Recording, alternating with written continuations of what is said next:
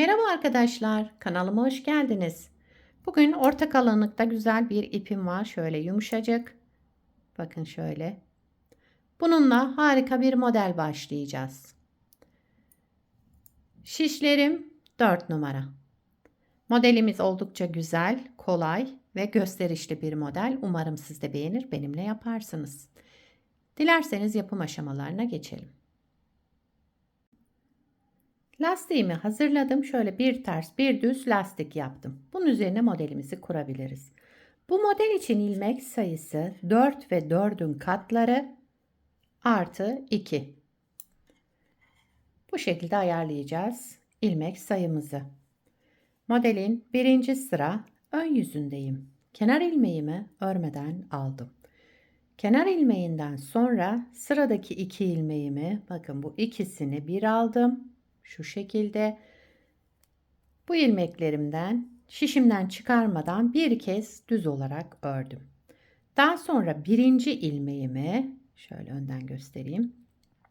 Birinci ilmeğimi tekrar alarak düz ördüm ve şişimden çıkardım. Yani 2 ilmekten yine 2 ilmek elde etmiş olduk.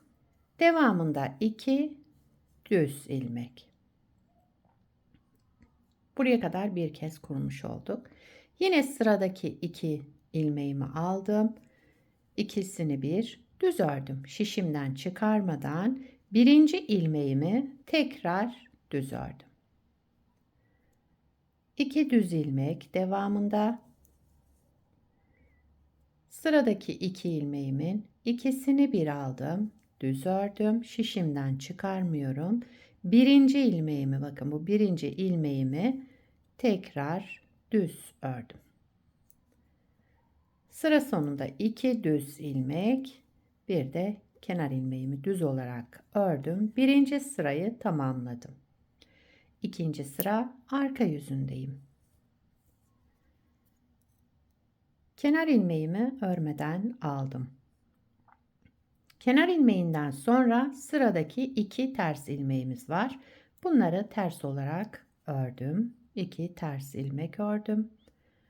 Şu ikili ilmeğe gelince önce bir artırma yaptım. Daha sonra bu ikili ilmeğimi ters örerek kestim. Tek ilmeğe düşürdüm. Devamında 2 ters ilmek. İkili ilmeğe gelince önce artırma yapıyorum. Daha sonra 2 ilmeğimi ters örerek kesiyorum. Arada 2 ters ilmek. Bu ikili ilmeğe önce artırmamı yaptım. Daha sonra bunun ikisini bir alarak düz ters ördüm ve kestim. Yani tek ilmeğe düşürdüm. Kenar ilmeğimi düz olarak ördüm. Sıramı tamamladım.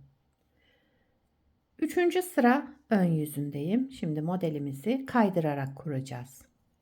Birinci sırada yaptığımız işlemi yapacağız ama kaydırarak yapacağız. Üçüncü sıra ön yüzünde kenar ilmeğimi örmeden aldım. Kenar ilmeğinden sonra 2 ilmek düz ördüm. Bakın bu ilmeğimi ve şu ajurlu olan ilmeğimi düz ördüm. Geldim sıradaki 2 ilmeğimi. Bunun ikisini bir aldım. Düz ördüm. Daha sonra birinci ilmeğimi tekrar düz ördüm. Bakın modeli kaydırdık. Burada yaptığımız işlemi buradaki 2 düz ilmeğe kaydırmış olduk. Devamında 2 düz, sıradaki 2 ilmeğimizi ikisini bir düz ördüm. Daha sonra birinci ilmeğimi tekrar düz ördüm. 2 düz ilmek, son 2 kalan ilmeğimi de ikisini bir aldım. Düz ördüm. Daha sonra şişimden çıkarmadan birinci ilmeğimi tekrar düz ördüm. Kenar ilmeğimi de düz olarak ördüm. Sıramı tamamladım. Dördüncü sıra arka yüzünde yapacağımız işlem kenar ilmeğimi örmeden aldım. Sırada bakın ikili ilmeğim var. Bunun ikisini önce bir artırma yaptım. Daha sonra bu ikisini bir aldım, ters örerek tek ilmeğe düşürdüm. Devamındaki 2 ilmeğimi de ters ördüm. İkiliye gelince önce artırma yapıyoruz. Daha sonra ters örerek kesiyoruz. 2 ters ilmek. İkiliye gelince önce artırma, daha sonra 2 ilmeği ters örerek keselim. Sıra sonunda 2 ters ilmek, bir de kenar ilmeğimi düz olarak ördüm, sıramı tamamladım. Evet, modeli bir kez kurmuş olduk. Bakın modelimiz böyle devam edecek arkadaşlar. İsterseniz bir kez daha kuralım. Burada birinci sırada ne yaptıysak aynısını tekrarlayacağız. Modeli tekrar kuruyoruz. Birinci sıra ön yüzündeyim.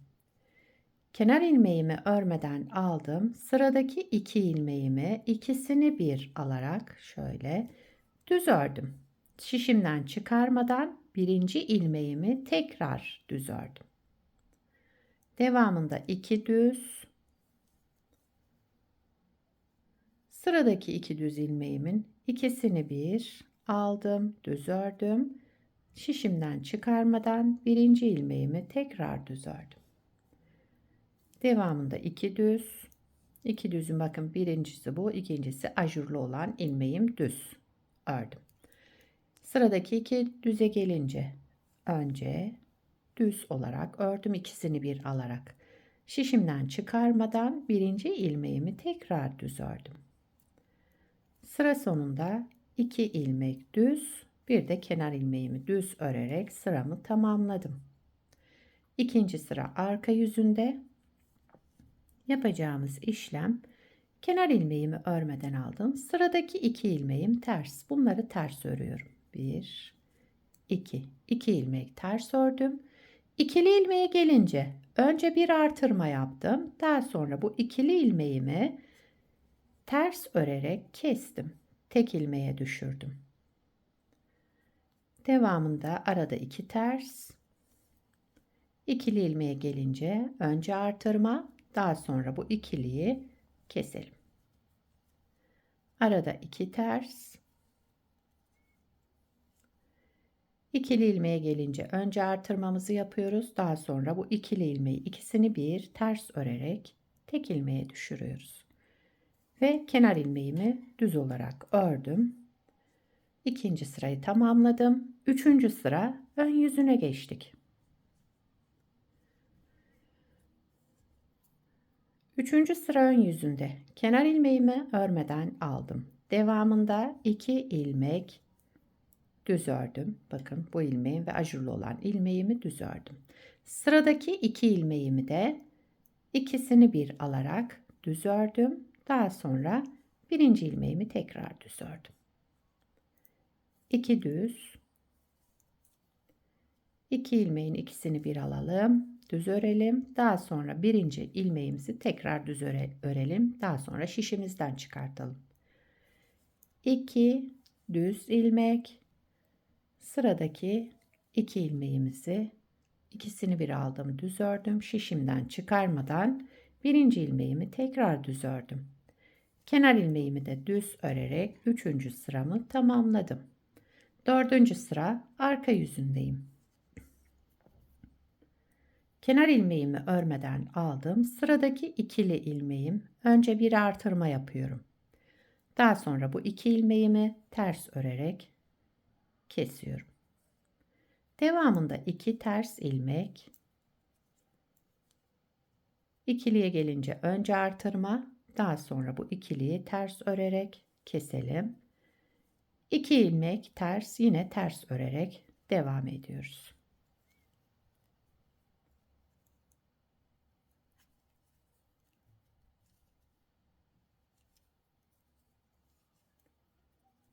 Evet, sıramı tamamladım.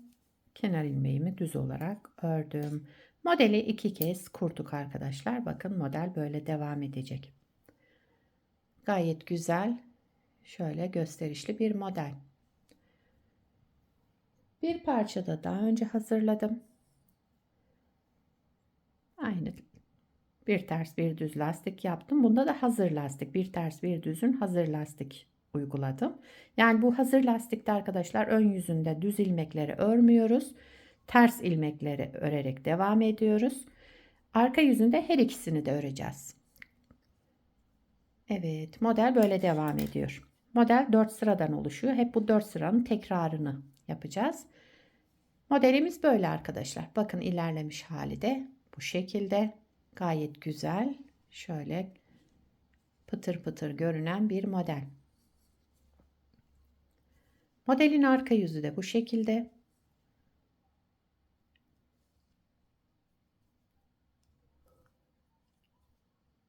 Her açıdan gayet güzel. Şöyle. Yapımı da oldukça kolay. Bu modelden yelek yapabilirsiniz, hırka yapabilirsiniz. Etol şal yapımında kullanılabilir. Yazlık örgülerinizde, mevsimlik örgülerinizde hepsinde kullanabileceğiniz güzel ve kullanışlı bir model. Ona göre de ipinizi tercih edersiniz. Sizler de nelerde kullanacaksınız arkadaşlar? Onları yorumlarda belirtirseniz sevinirim. Beni buraya kadar izlediyseniz bir beğeni yapmayı, yorum yapmayı, beni desteklemeyi unutmayın. Şimdiden hepinize teşekkürler.